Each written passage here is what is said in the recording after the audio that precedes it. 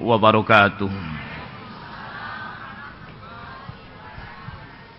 Alhamdulillahi rabbil alamin. Wa bihi nasta'in wa ala umurid dunya waddin. Ashhadu an la ilaha illallah wahdahu la syarika lah. Wa ashhadu anna Muhammadan abduhu wa rasuluhu la nabiyya ba'dah. Allahumma salli wa sallim wa barik alaihi. Allahumma aftah lana bifutuhil arifin. Rabbana aftah bainana wa baina qaumina bil haqqi wa anta khairul fatihin. Walhamdulillahi rabbil alamin. Wa ila hadratin nabi al-fatihah. A'udzu billahi minasyaitonir rajim. Rabbil alamin.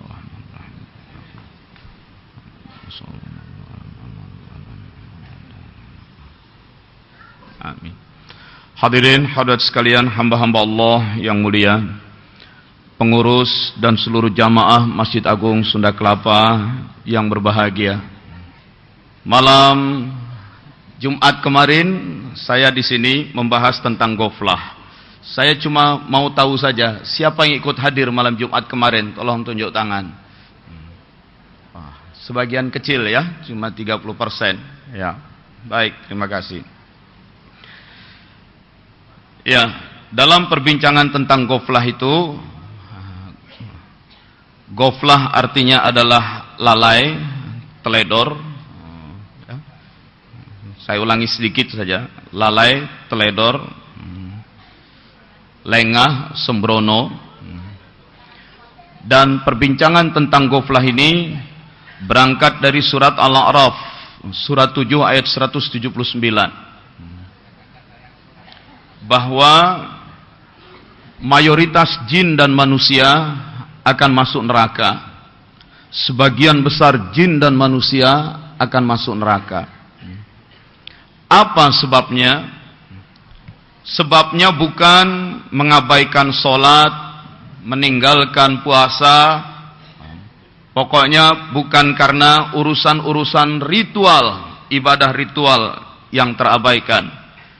Penyebab utamanya menurut ayat ini bahwa mereka memiliki kolbu.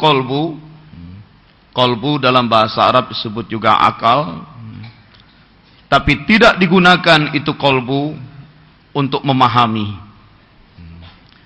Nah, pagi ini saya akan membahas tentang kolbun salim, karena malam Jumat kemarin ada yang seorang bapak yang penasaran apa bedanya kolbu dengan akal. Itu. Apa bedanya kolbu dengan otak? Sebenarnya berpikir itu di mana? Dengan otak atau dengan kolbu? Itu ada pertanyaan. Nah, cermati ayat ini. Mayoritas jin dan manusia masuk neraka. Lahum qulubun, karena mereka memiliki qulub. Qulub itu jamak dari qalbun. La yafqahuna biha, tapi tidak digunakan untuk memahami. Jadi memahami itu harus banyak. Orang yang memiliki kolbu mestinya memahami. Walahum a'yunun la yubsiruna biha. Mereka memiliki mata, tetapi tidak digunakan untuk yubsirun. Yubsirun berasal dari kata absara, bagian paling bawah. Absara bahasa Inggrisnya observe. Kita bahas juga malam Jumat kemarin, ada 3 istilah dalam bahasa Arab, yaitu ro'a, nazara, dan absara. Biasanya 3-3-nya diterjemahkan melihat. Ro'a melihat, nazara melihat, absara melihat. Padahal berbeda. Ro'a boleh diterjemahkan melihat. Melihat secara visual dengan mata. To see, seeing. Tetapi nazara itu lebih dalam dari ro'a. Dia melihat dengan penuh perhatian. Itulah nazara. Bahasa Inggrisnya to look at.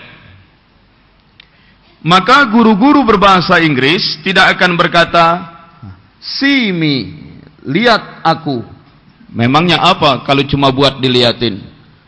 Guru berbahasa Inggris akan berkata, look at me. Sama dengan guru berbahasa Arab, tidak akan berkata, runi, lihat aku. Tapi guru berbahasa Arab akan berkata, unzur ilayya. Sebab yang namanya ro'a, seeing, itu lihat yang asal lihat. Sejak kita masuk ke masjid ini, terlihat oleh kita banyak hal.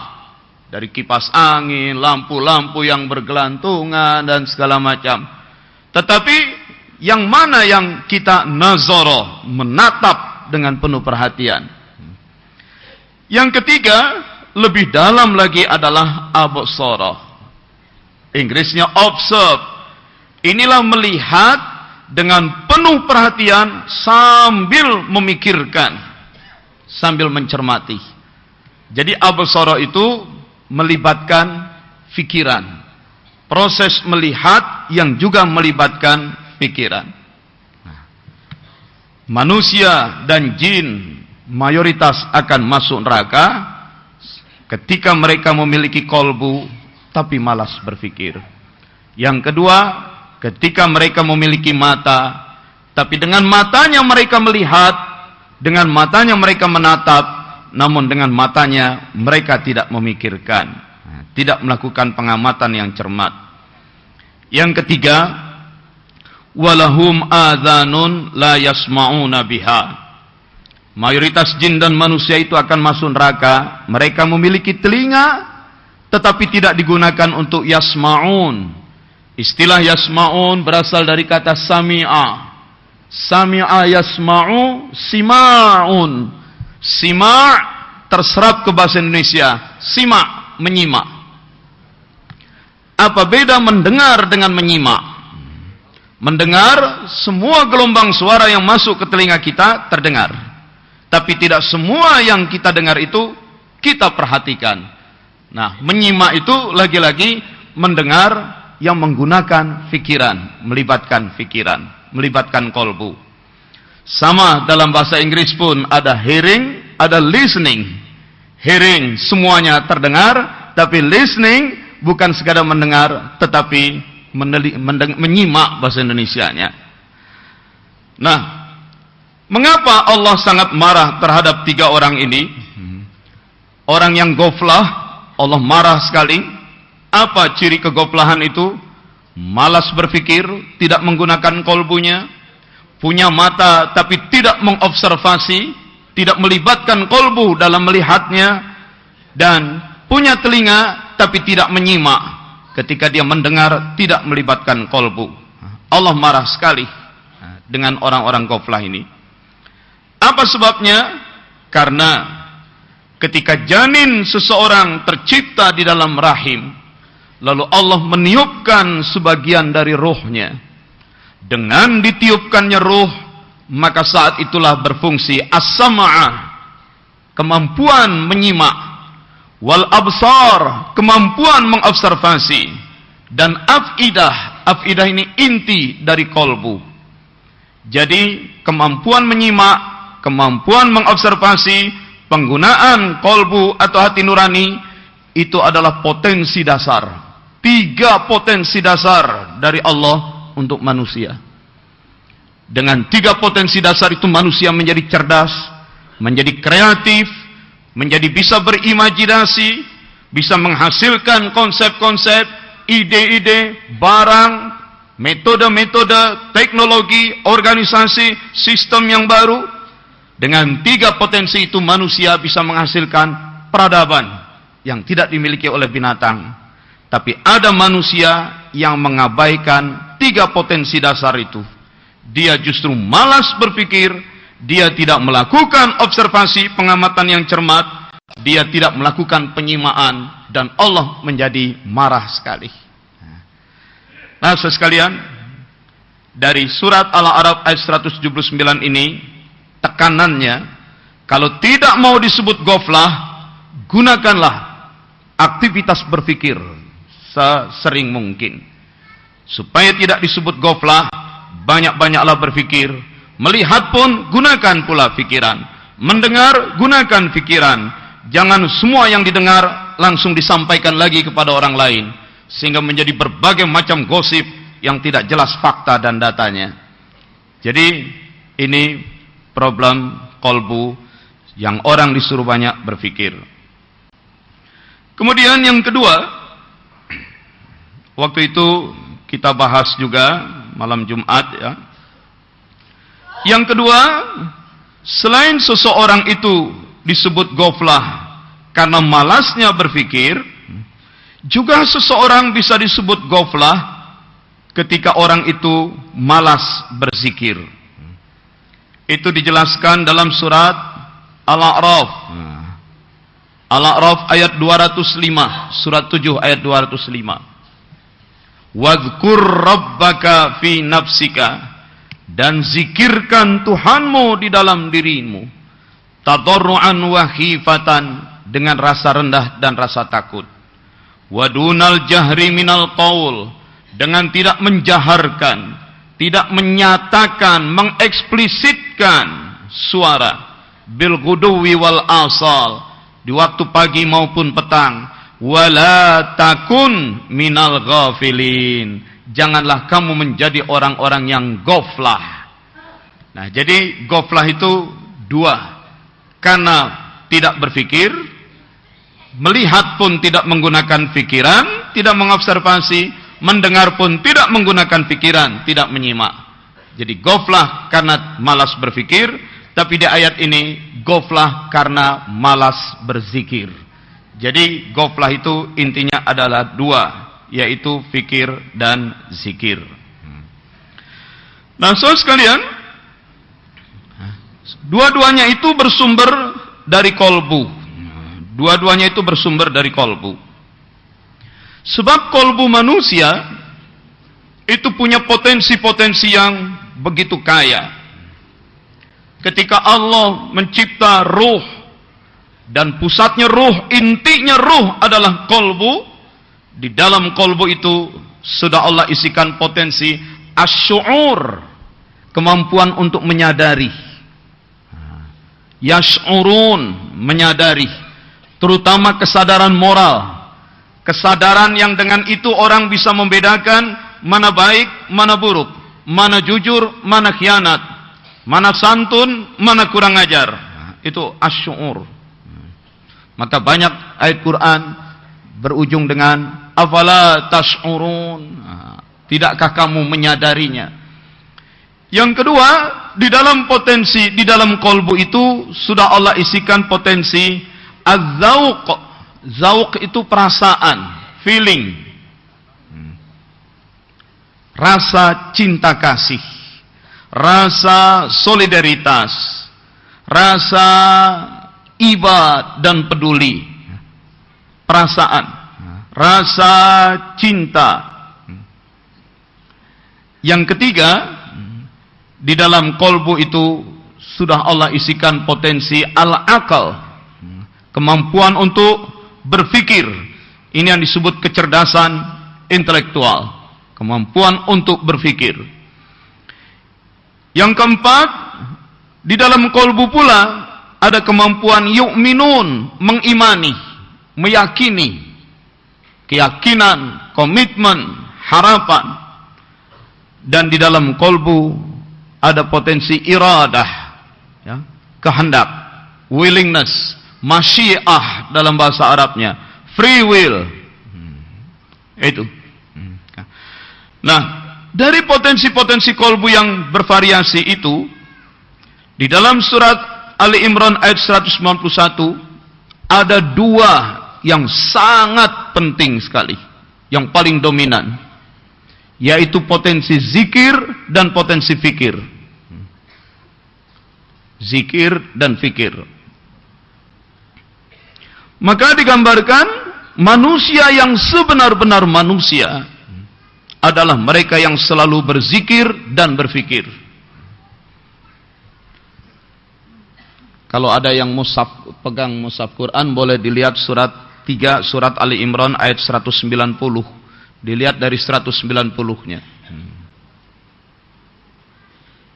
Dilihat dari 190-nya. Inna fi khalqis samawati wal ard.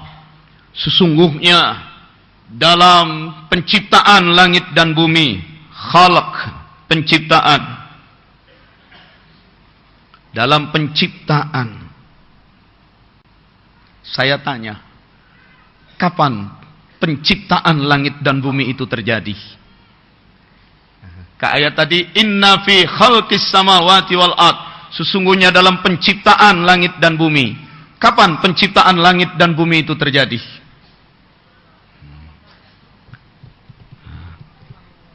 Teori-teori astrofisika katanya sekian miliar tahun lalu langit, sekian miliar tahun lalu bumi. Tidak. Sesungguhnya penciptaan langit dan bumi itu masih terus terjadi sampai sekarang. Penciptaan itu masih terus terjadi. Yaitu matahari masih terus memancarkan emisi cahayanya, gelombang-gelombang panasnya. Alam semesta setiap saat selalu dalam proses penciptaan. Di sini bumi, di sini bulan, sebentar lagi bulan ada di sini, sebentar lagi ada di sini bumi, di sini planet lain. Seluruh tatanan alam semesta ini terus dalam proses bergerak, dalam proses berputar. Berarti konstruksi alam ini terus dalam proses pembentukan. Alam itu tidak statis. Alam itu terus dalam proses pembentukan, penataan, penyusunan. Berarti penciptaan itu terus terjadi. Dinamis. Itu sebabnya dalam bahasa Inggris pun alam ini tidak disebut be, ada. Tidak disebut been, pernah ada. Tapi alam selalu disebut being. Human being. Ada akhiran ing menunjukkan continuous. Selalu berproses. Gitu. Kenapa digunakan human being? Karena dia selalu menjadi. Begitu juga dalam bahasa Arab. Alam semesta ini disebut al-kaun. Kaun itu berasal dari kana menjadi, yakunu in the process of becoming. Itu maknanya. Maka alam itu disebut al-kaun, sesuatu yang terus menjadi. Being kata orang Inggris, sesuatu yang terus menjadi. Maka kembali ke ayat ini, sesungguhnya dalam proses penciptaan langit dan bumi. Kapan penciptaan itu? Sampai sekarang masih terjadi. Maka cara memahami ayat itu bukan sesungguhnya dalam proses penciptaan langit dan bumi, penciptaan yang dulu, bukan. Sesungguhnya dalam kejadian-kejadian yang terjadi di langit dan di bumi. Sesungguhnya dalam peristiwa-peristiwa yang terjadi di langit dan di bumi. Ya, semua peristiwa, semua kejadian di alam ini la ayatin liulil albab. Waqtilafil laili wan nahar, dan silih bergantinya malam dan siang, la ayatin. Semua peristiwa itu adalah ayat, tanda-tanda. Ayat artinya tanda, isyarat, petunjuk, indikasi. Semua yang terjadi di alam adalah ayat, tanda. Li ulil albab, bagi ulil albab. Uli berasal dari kata wala, memiliki. Uli yang memiliki. Al-albab. Nah, di sini yang penting. Al-albab. Al-albab. Itu jamak dari lub. Asal katanya lubbun. Lubbun. Kalau kita menebang batang pohon itu penampangnya melingkar. Lapis paling luar itu kulit. Di bawah lapisan kulit ada getah.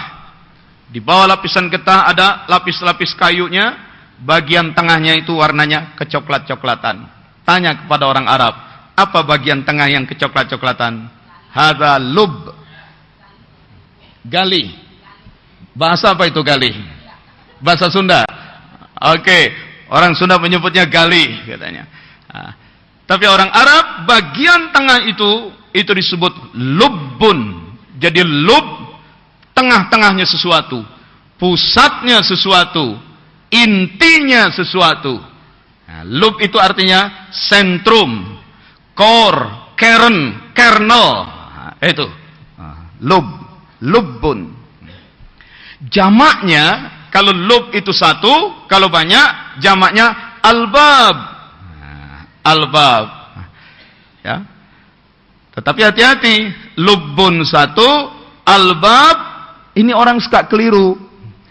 Disangkanya itu berasal dari babun. Bab artinya pintu, ada alif lam, albab.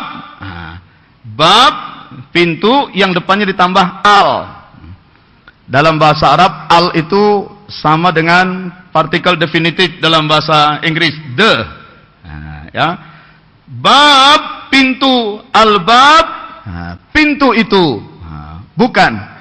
Asalnya lubbun, inti, jamaknya albab. Jadi al di sini bukan alif lam ma'rifah. Alif lam di sini, alif lam itu menunjukkan jamak. Ya. Lubbun satu, jamaknya albab. Kalau mau diberi alif lam juga, menjadi al-albab. Nah, itu. Ulil albab, artinya mereka yang memiliki inti. Kembali ke awal ayat, sesungguhnya dalam proses, dalam kejadian-kejadian di langit dan di bumi, silih bergantinya malam dan siang, pada semua peristiwa alam ini, terdapat tanda-tanda bagi mereka yang memiliki inti. Mereka yang memiliki inti. Dan apa inti kemanusiaan itu? Inti manusia adalah kolbunya. Itu. Ya, ayat 190. Jadi manusia yang terbaik, manusia yang tidak kehilangan intinya. Manusia yang masih memiliki inti, itulah manusia yang baik. Cirinya apa? Bahwa itu manusia masih memiliki inti. Dia masih manusia yang tidak kehilangan inti kemanusiaannya. Cirinya apa? Cirinya dijelaskan di ayat ini. Ali Imran ayat 191. Kalau betul dia manusia, dia tidak kehilangan inti kemanusiaannya, dia masih memiliki inti kemanusiaan, maka cirinya dua. Selalu berzikir dan selalu berfikir. Selalu berzikir, selalu berfikir. Ya. Jadi inti kemanusiaan itu bahwa itu manusia masih manusia yang memiliki inti. Tandanya, cirinya dia terus berzikir dan berfikir. Kalau orang sudah tidak mau berzikir, tidak mau berfikir, dia sudah kehilangan inti kemanusiaannya. Dengan kata lain, dia bukan lagi manusia di mata Allah. Nah, kembali ke pengajian malam Jumat kemarin. Malam Jumat kemarin. Yang tadi surat 7 ayat 129. Mayoritas jin dan manusia akan masuk neraka. Mereka memiliki kolbu tapi tidak mau berfikir. Memiliki mata tapi tidak mau mengobservasi. Memiliki telinga tapi tidak mau menyimak. Ulaika kal an'am. Mereka bagaikan binatang ternak. Yang malam Jumat kemarin paham. Orang yang malas berpikir, tidak menggunakan pandangannya untuk observasi, melihat tanpa menggunakan berpikir, tidak mau menyimak, kal an'am, mereka bagaikan binatang ternak. Itu surat 7 ayat 179. Sekarang matching, cocok dengan surat Ali Imran ayat 190, 191. Kalau mau disebut manusia yang masih memiliki inti kemanusiaan, teruslah berzikir dan berfikir. Ketika Anda tidak mau lagi berzikir, tidak lagi mau berfikir, Anda kehilangan inti kemanusiaan, maka Anda bukan manusia.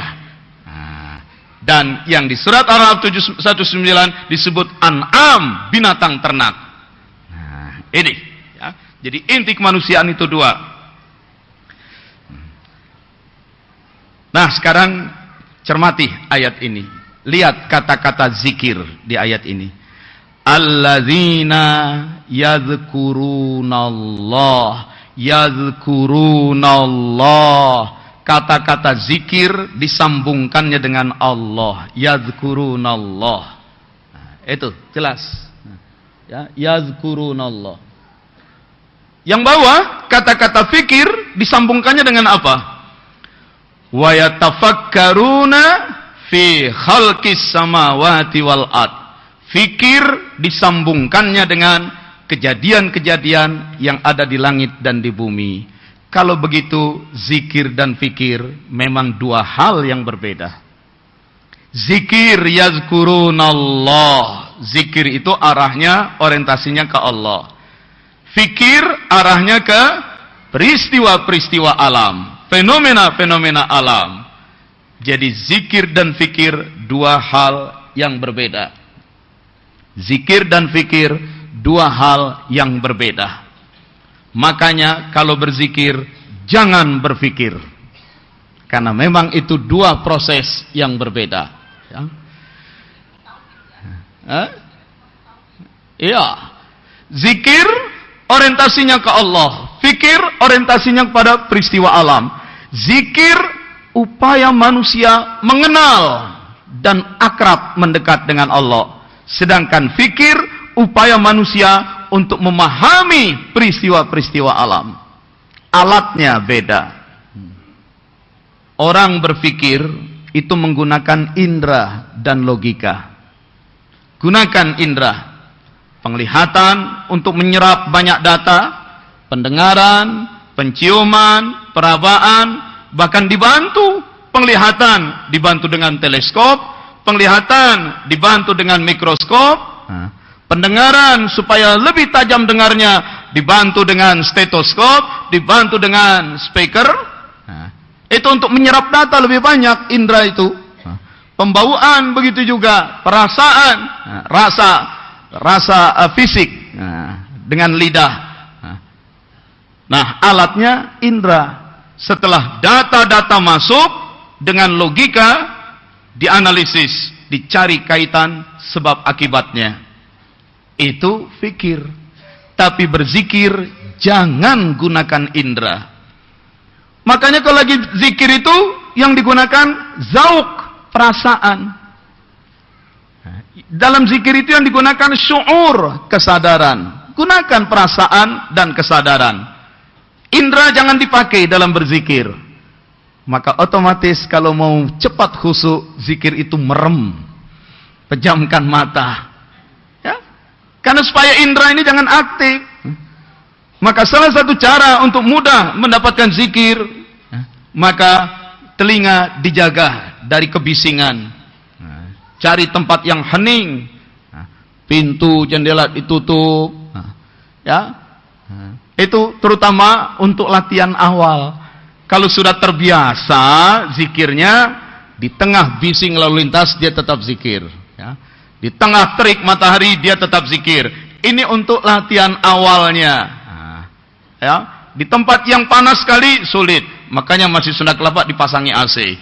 Supaya lebih sejuk zikirnya. Itu. Zikir itu jangan pakai indera. Pejamkan mata. Kemudian gunakan zauk, perasaan. Gunakan perasaan supaya rasa menjadi aktif dalam zikir. Bagaimana supaya rasa menjadi aktif? Gunakan ritme, gunakan musik, gunakan irama. Maka berzikir yang enak adalah yang berirama. Ya. Kalau tidak pakai irama, nggak nikmat dan tidak terasa khusyuk. Itu. Bacalah Asmaul Husna tanpa irama, sekadar dibaca datar, tidak nikmat. Tapi kalau yang baca qori kita tadi berayun, berirama, ya karena dia qori, enak. Kita pun merasakan kehusyuan. Saya pun lewat dari samping hanya dengar itu langsung air mata mengembang. Nikmat zikir seperti itu. Karena beliau qori yang beneran lagi, qori yang bisa baca Quran. Karena ada juga qori yang nggak bisa baca Quran, seperti qori Aquino itu nggak bisa baca Quran itu. Ya. Zikir, ya. Fikir itu sebuah proses rasional yang empirik. Proses yang mengandalkan diri, menyandarkan pada data-data yang terukur. Sedangkan zikir itu proses transend. Proses batas. Di mana kesadaran kita tidak lagi terkungkung di alam benda, di alam materi, di alam fisik, tapi dengan zikir itu diajak menembus batas, transend, supaya kita tidak terkungkung di alam dunia ini, tapi kita menjadi ingat pada Dia yang pencipta dunia ini, Dia yang sudah ada sebelum dunia ini ada. Kita masuk ke wilayah yang metafisik. Zikir itu proses transendental metafisik. Karena itu juga zikir yang baik itu, sifat zikir itu impulsif. Ya, impulsif itu kadang-kadang naik, kadang-kadang hilang. Oleh sebab itu, sepanjang baca Asmaul Husna tadi, tidak 100% kita khusyuk. Sebab kekhusyuan itu cuma sebentar saja, terus turun. Bekas-bekasnya masih ada. Nah, lama-lama kita sadar, oh ini kok hilang ini, nggak khusyuk. Lalu kita fokus lagi, terhanyut lagi. Nah, pada bacaan-bacaan tertentu, tiba-tiba kita terhanyut. Suara kita begitu bergetar merendah dan air mata seperti mau keluar. Nah, tapi kemudian hilang lagi itu. Ya, ini yang namanya zikir itu memang tidak sepanjangnya itu berada pada kondisi puncak. Dia selintas impulsif. Salat pun nggak ada jaminan sejak dari takbir sampai salam itu khusyuk maksimal, itu enggak. Dia impulsif. Di tengah jalan nah itu. Yang kata Nabi, al-iman yazid wa yanqus. Iman itu kadang bertambah, kadang berkurang. Nah, itu. Apalagi lagi sholat, tiba-tiba ada yang handphonenya berdering lagi. Nah, ini untuk jamaah ya. Kalau manusia kan kadang lupa ya. Lupa dia mematikan handphonenya, langsung sholat, lalu handphone berdering. Kalau itu terjadi, matikan saja. Rogoh saja sakunya, pencet tombolnya supaya deringnya tidak bunyi. Apa enggak batal Pak sholat? Tidak. Mau pakai mazhab Syafi'i yang paling ketat sekalipun, batalnya sholat melakukan gerakan 3 kali berturut-turut. Lah ini kan tidak 3 kali berturut-turut. Ya. Gerakan merogoh sakunya sekali, ya. Menariknya itu juga sekali, mencet tombolnya juga sekali. Semua itu baru sekali-sekali. Nah, itu. Ya. Bukan merokoknya 3 kali berturut-turut, mencetnya 3 kali berturut-turut. Semua itu serba sekali, tidak 3 kali juga. Ini kalaupun mau pakai yang sangat ketat banget. Iyalah Pak, meskipun itu nggak batal, tapi kan setidak-tidaknya dengan saya merogoh saku, mencet handphone, berarti saat itu fokus saya terbagi, tidak lagi ke Allah, ke handphone. Berarti sholat saya sudah ada cacatnya. Nah, tidak 100% itu saya khusyuk. Nah, terus ya supaya sholat saya tidak cacat, maka dia berdering, saya diamkan saja. Lalu berapa puluh orang di sekitarmu yang cacat sholatnya? Nah, jadi dia nggak mau sholatnya cacat, tapi berapa puluh orang di sekitarnya jadi cacat. Itu. Nah, sudah begitu ringtone-nya reggae lagi musiknya. Jadi kalau satu saat lupa ya, sholat, handphone berdering, tidak usah ragu, ambil, matikan.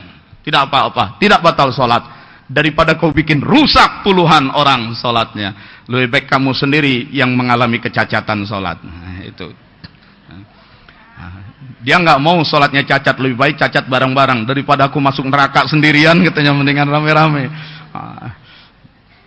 Baik, itulah pengertian zikir. Ya, maka kalau zikir itu jangan berpikir. Nah, saudara sekalian, sekarang saya akan masuk. Nah, jadi tadi masih berlanjut dari pengertian ghaflah. Nah, ghaflah itu pada dasarnya zikir. Itu harus dimaksimalkan supaya kita tidak ghaflah. Dan orang-orang yang ghaflah tidak memaksimalkan fikir dan zikirnya di mata Allah, dia kehilangan inti kemanusiaannya. Dia dianggap seperti binatang ternak. Sekarang kita akan bahas tentang otak atau kolbu.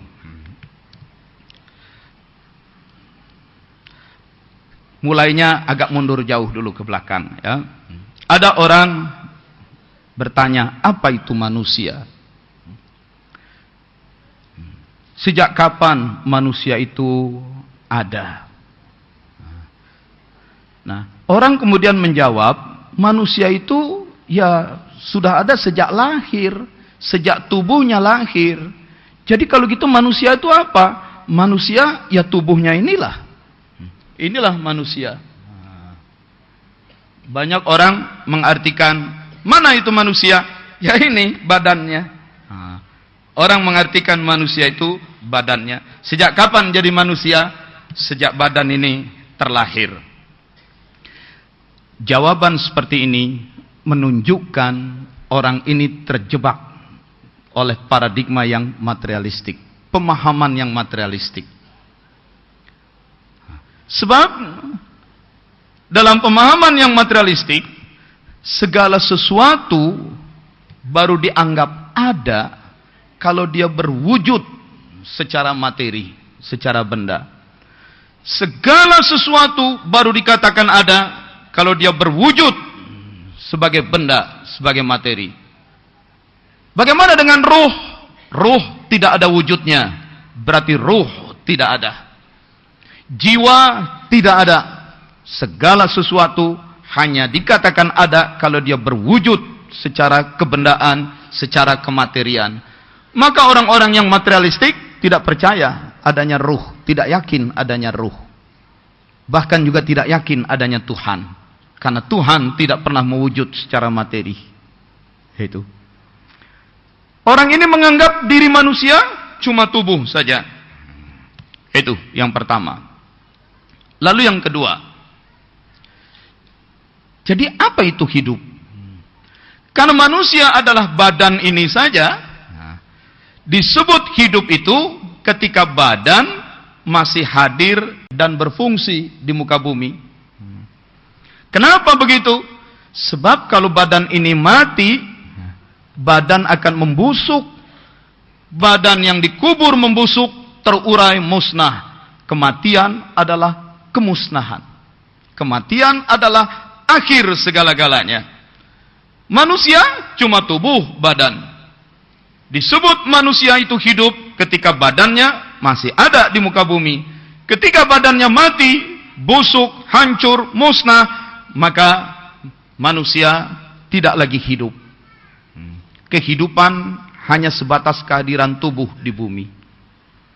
Bumi, bahasa Latinnya adalah saeculum. Bumi yang bulat itu bahasa Latinnya saeculum.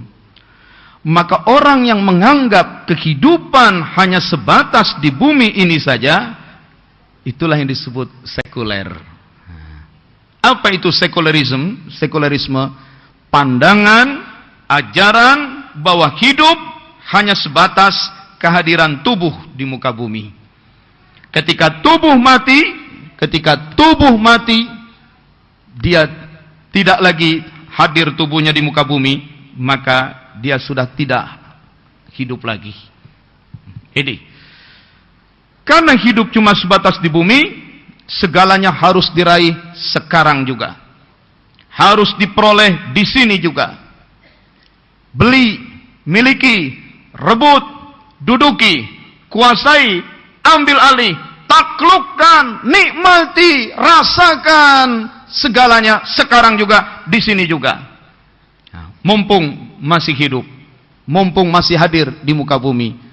Nah, kehidupannya menjadi kehidupan yang sekuler, terpaku pada kekinian, kedisinian.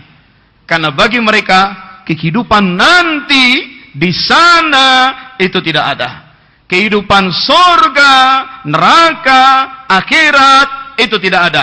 Hidup ya kini di sini. Nah, ini pandangan sekuler. Kenapa dia jadi sekuler? Karena materialistik, menganggap dirinya cuma tubuh. Orang yang seperti ini wajar akan mengalami ketakutan terhadap kematian. Mereka menjadi takut dengan kematian, sebab mereka mengartikan hidup cuma kini di sini. Mereka memahami dirinya hanya sebatas tubuh. Kenikmatan-kenikmatan yang dicari adalah kenikmatan lahiriah.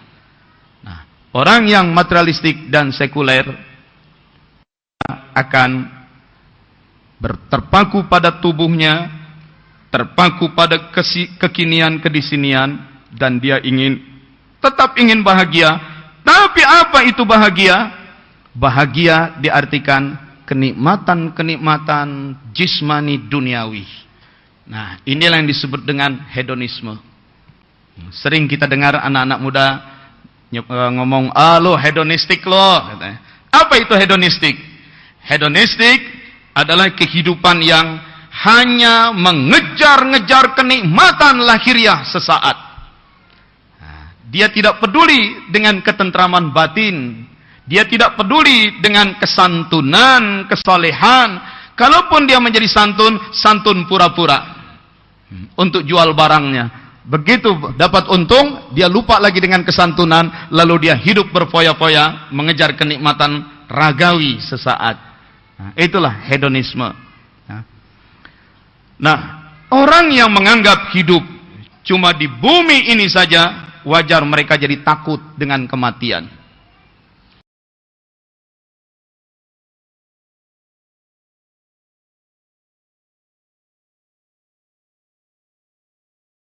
Mereka menjadi cemas, sebab kalau mati, badan busuk, hancur, musnah. Tidak ada lagi kehidupan.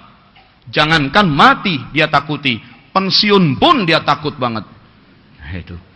Sebab dengan pensiun, tidak punya lagi penghasilan tetap, tidak punya lagi pangkat jabatan dan kehormatan, maka dia sudah mulai stres. Ya. Maka jangan heran banyak teman-teman kita, nggak lama setelah pensiun, terus pada mati. Itu sebabnya untuk yang akan pensiun biasanya ada program MPP, mati pelan-pelan. Itu. Nah, akibatnya dia mengalami stres, serba tertekan. Serba tertekan. Anak makin besar, kuliah belum selesai, sebentar lagi mau menikahkan anak, padahal bulan depan sudah pensiun. Padahal sudah sakit-sakitan, kolesterol naik, asam urat naik, osteoporosis. Nah, makin stres dia, makin mengalami anxiety, cemas. Dunia dilanda orang-orang cemas. Dia pun mengalami alienation. Alienation itu kesepian, seperti terbuang, terabaikan. Anak mantu sudah sibuk mengejar karir, cucu sibuk sekolah, maka tinggal si kakek neneknya ini yang sudah gaya-gaya di rumah sendirian aja. Jalan ke Masjid Sunda Kelapa juga sendirian, keletak, keletuk, megangin tongkat sambil gemeteran itu. Nah, ini.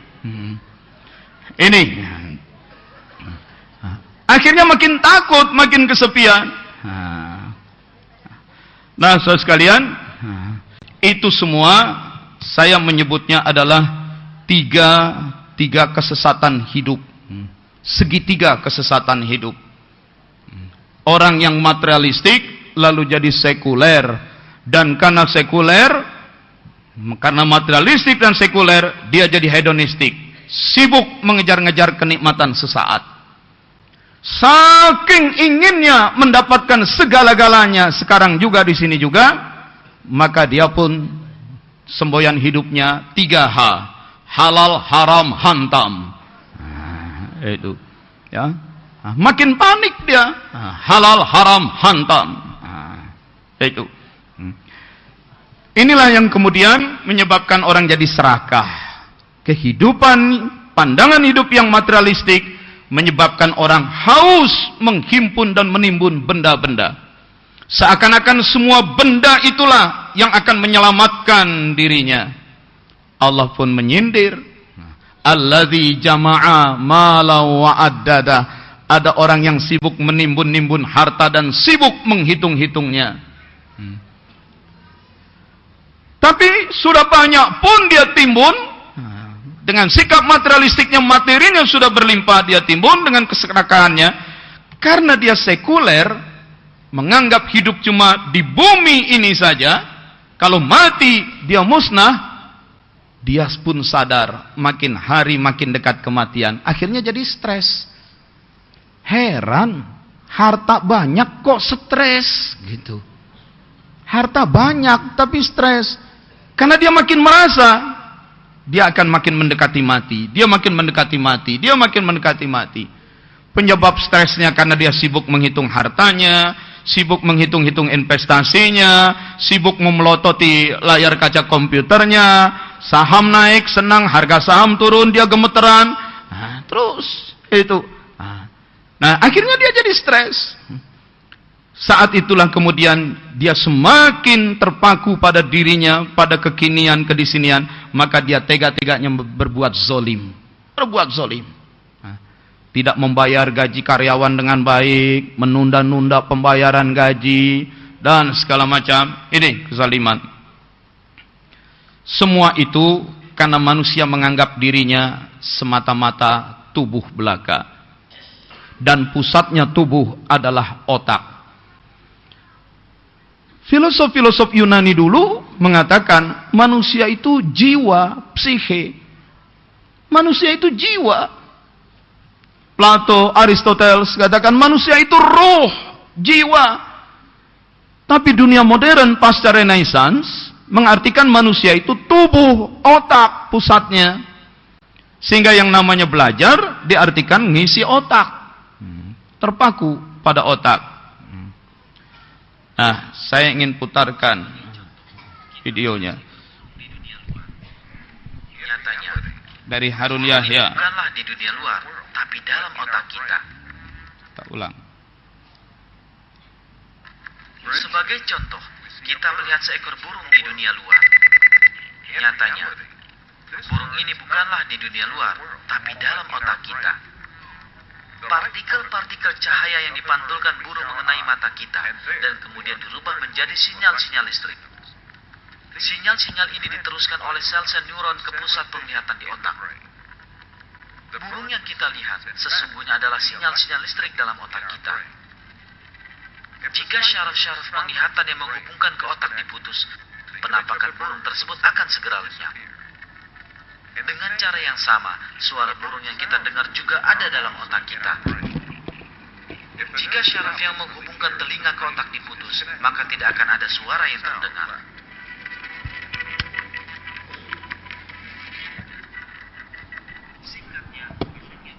Oke.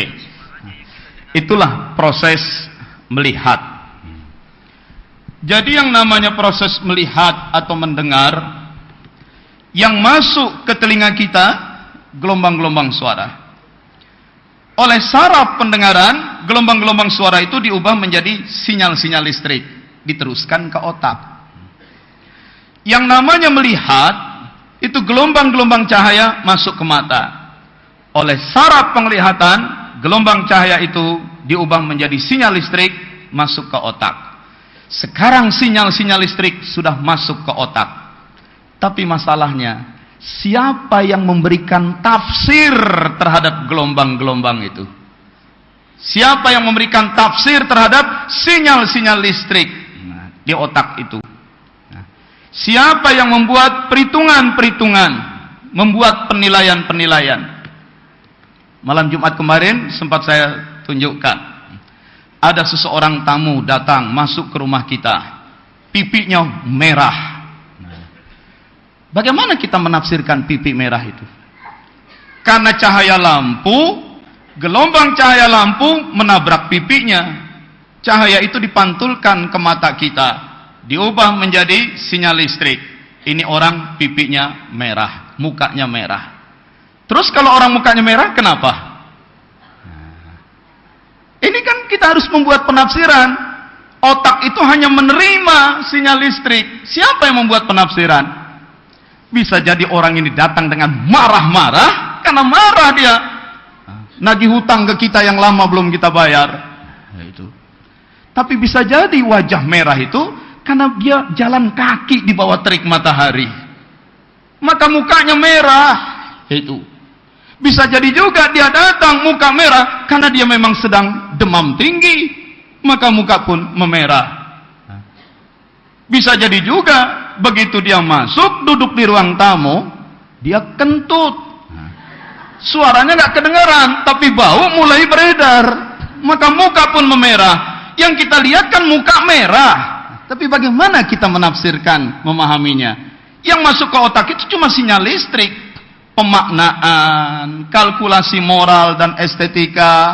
Lalu bagaimana kita merespon? Bagaimana kita meresponnya? Nah, kalau orang itu datang mukanya merah dengan marah-marah, apa respon kita? Nah, kita senyum, sabar Pak, duduklah dulu. Nah, kita siapkan dulu minum, kan begitu. Nah, kalau dia datang mukanya merah, kita tahu ini karena panas, demam tinggi. Kita akan bertanya, apa kau sudah ke dokter? Nah, apa perlu saya antar ke dokter? Kan respon itu berbeda. Nah, tetapi keputusan itu kita buat berdasarkan penafsiran. Dan penafsiran itu berdasarkan data yang masuk. Apakah semua itu dilakukan oleh otak? Saya tanya pada seorang ahli bedah otak. Ada apa sih di dalam otak itu? Wah, di dalam otak itu ada sel-sel otak. Bermiliar sel otak. Macam mana bentuknya? Seperti inikah? Kira-kira seperti itulah. Kalau dilihat dengan mikroskop elektron. Ketika otak sedang berproses, apa yang terjadi di dalam sel-sel otak itu? Di dalam sel-sel otak itu banyak sekali komposisi senyawa-senyawa kimiawi. Maka ketika sedang terjadi proses di otak, terjadilah proses-proses kimiawi yang sangat rumit. Apakah berpikir itu semata-mata proses kimiawi? Apakah kecerdasan intelektual, kemampuan menimbang sesuatu itu benar atau salah, logik, sistematik, itu sebenarnya hanya proses kimiawi? Apakah bicara tentang kejujuran, sabar, kebaikan, itu adalah proses kimiawi di dalam sel-sel otak? Apakah yang namanya iman, keyakinan, komitmen, harapan, itu proses kimiawi? Apakah yang namanya semangat, keberanian, itu adalah proses kimiawi? Apakah yang namanya cinta kasih, solidaritas, itu proses kimiawi? Dokter itu juga geleng-geleng kepala. Akhirnya dia bilang, saya juga nggak yakin sebenarnya berpikir dengan otak. Itu. Rangsangan yang masuk ke mata, sinyal gelombang-gelombang cahaya yang masuk ke mata diubah oleh saraf penglihatan menjadi sinyal listrik. Suara yang masuk ke telinga diubah oleh saraf menjadi sinyal listrik, masuk ke otak. Maka otak itu hanya menerima sebagai reseptor.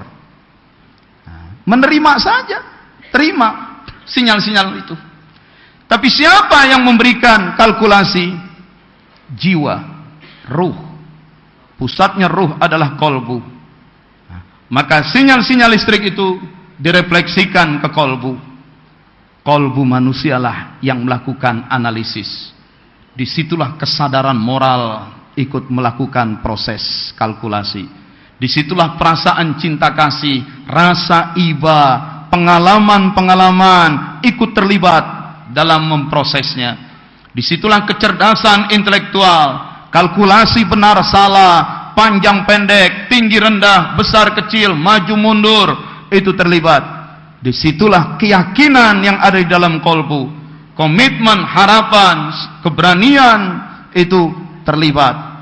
Jadi proses itu adanya di kolbu. Hasil dari keputusan kolbu dikirim kembali ke otak. Maka kali ini otak bukan hanya menerima, bukan hanya reseptor, berdasarkan keputusan-keputusan dari kolbu, maka otak mengendalikan sistem hormon, mengendalikan sistem saraf untuk kemudian menggerakkan otot-otot dan tubuh bertindak. Jadi otak kali ini berfungsi juga sebagai controller. Dia menerima sinyal dari luar dan dia kemudian menyerahkannya ke dalam jiwa, jiwa yang memproses, ruh kolbu yang memproses. Hasil keputusannya kirim kembali ke otak, maka otak mengontrol gerak otot melalui sistem saraf, sistem hormon, sistem imun, itu dikendalikan. Proses intinya tetap di dalam kolbu. Karena itulah di dalam kolbu, misalnya dalam Bible, kitab Job 32, Job itu Ayub pasal 32 ayat 8 dikatakan, it's the spirit in a man, adalah roh yang ada pada seseorang. The breath of the Almighty, yang ditiupkan oleh Yang Maha Kuasa, that give him understanding, adalah roh yang ditiupkan oleh Tuhan yang membuat orang itu mengerti. Jadi kemengertian itu bukan proses di otak. Kemengertian itu adalah proses di dalam ruh, dan pusatnya ruh adalah kolbu. Kemudian surat Al-An'am ayat 46, ini enggak usah saya bahas, saya lewatkan saja. Nah, surat Al-Hajj ayat 46. Lahum qulubun ya'qiluna biha. Manusia memiliki kolbu. Dengan kolbunya manusia ya'qilun, mengakal. Apa itu mengakal? Saya ringkas. Aqala ya'qilu dalam bahasa Arab, itu yang dalam bahasa Inggris disebut berpikir analitik sintetik. Jadi mengakal itu adalah proses berpikir analitik sintetik. To analyze and to synthesize. Juga dalam surat Al-A'raf ayat 179, dengan kolbu manusia memahami, dengan kolbu manusia mengakal, berpikir analitik sintetik, dengan kolbu manusia mengimani, dengan kolbu manusia memahami, maka dalam bahasa Arab apabila ditanya aklun, apa itu aklun? Aklun wahia kolbun. Akal adalah kolbu. Akal bukan otak dalam bahasa Arab. Akal itu ya kolbu. Otak itu zihnun. Zihnun. Nah, menariknya, sebagai penutup, menariknya, di dalam Quran tidak dijumpai istilah aklun sebagai noun, sebagai isim, sebagai kata benda. Yang banyak di Quran adalah kata-kata ya'qilun, ta'qilun, itu sebagai fi'il, sebagai verb, sebagai kata kerja. Jadi istilah akal bukan nama terhadap sebuah instrumen. Akal adalah nama terhadap sebuah proses, terhadap sebuah fungsi. Dan dengan apa proses mengakal itu terjadi? Ke ayat tadi, proses mengakal terjadi di dalam kolbu. Nah, jadi proses mengakal, berpikir, itu di dalam kolbu. Nah, sebagai penutup, kalau nanti tubuh kita mati, ketika badan mati, ruh kita dikeluarkan dari tubuh. Ruh yang dikeluarkan, intinya ruh adalah kolbu. Ruh inilah yang menghadap Allah, membawa kolbu. Yauma la yanfa'u malun wala banun. Akan ada hari pertemuan dengan Allah, saat itu tidak ada lagi manfaat harta maupun keturunan. Illa man atallah biqalbin salim. Kecuali mereka yang datang menghadap Allah membawa kolbu yang selamat. Di dalam kolbu itulah termasuk ada memori, ada ingatan. Orang sering bilang memori, ingatan di otak. Tidak. Otak hanya menyimpan sinyal-sinyal listrik. Memori itu di kolbu. Kalau ingatan di otak, tubuh mati, dikubur busuk. Otak juga busuk, musnah. Roh menghadap Allah, nggak ingat apa-apa dong. Allah tanya, apa yang kau buat di muka bumi? Roh jawab, apa ya Allah? Karena roh tidak ingat. Ingatan itu sesungguhnya di kolbu. Maka dalam Quran pun dijelaskan, kalau satu saat kamu mengalami lupa, berzikirlah. Wadhkur rabbaka idza nasita. Lihatlah para ulama ketika dia ceramah, dia lupa sesuatu, astagfirullah, subhanallah. Lalu dia teringat lagi. Karena memori itu bukan di otak, memori itu di kolbu. Perbanyak zikir. Iya Pak, pantas anak saya sudah saya kasih minum Cerebrofit berkardus-kardus. Sekolah nggak pinter juga. Cerebrofit itu vitamin-vitamin buat otak. Nah, ya. Tapi kita lihat akhir-akhir ini, banyak mahasiswa-mahasiswa kita, siswa-siswa, juara Olimpiade Matematika Internasional, juara Olimpiade Fisika Internasional, tapi ternyata mereka berangkat dari keluarga-keluarga miskin yang kurang gizi. Justru anak-anaknya yang banyak disuplai gizi macam-macam, badan gemuk, obesitas, tetap juga prestasi akademis kurang. Nah, karena kecerdasan memang bukan di otak, yaitu. Iya Pak, suami saya juga rajin minum gibolan. Saya tanya kenapa? Untuk mencegah kerusakan sel otak supaya nggak pikun katanya. Tapi sudah banyak minum gibolan Pak, dia masih pikun juga. Kalau pulang kerja suka nyasar ke rumah lain katanya. Jadi pikun itu bukan di otak, pikun itu di kolbu lagi ujung-ujungnya.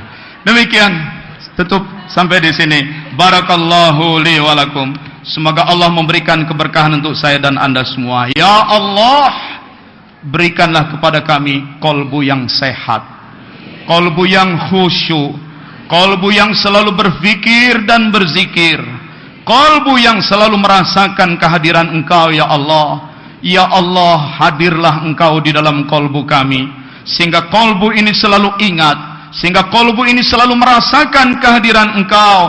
Allahu Allah, Allahu Allah, Allahu Allah, Allahu Allah.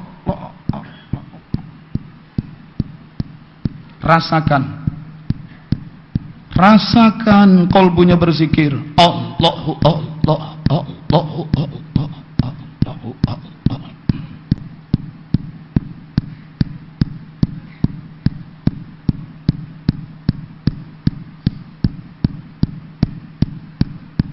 Allah selalu menatap kolbu kita.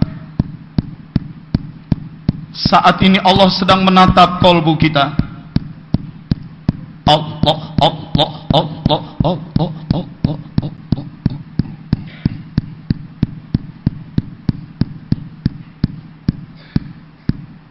Al-Fatihah.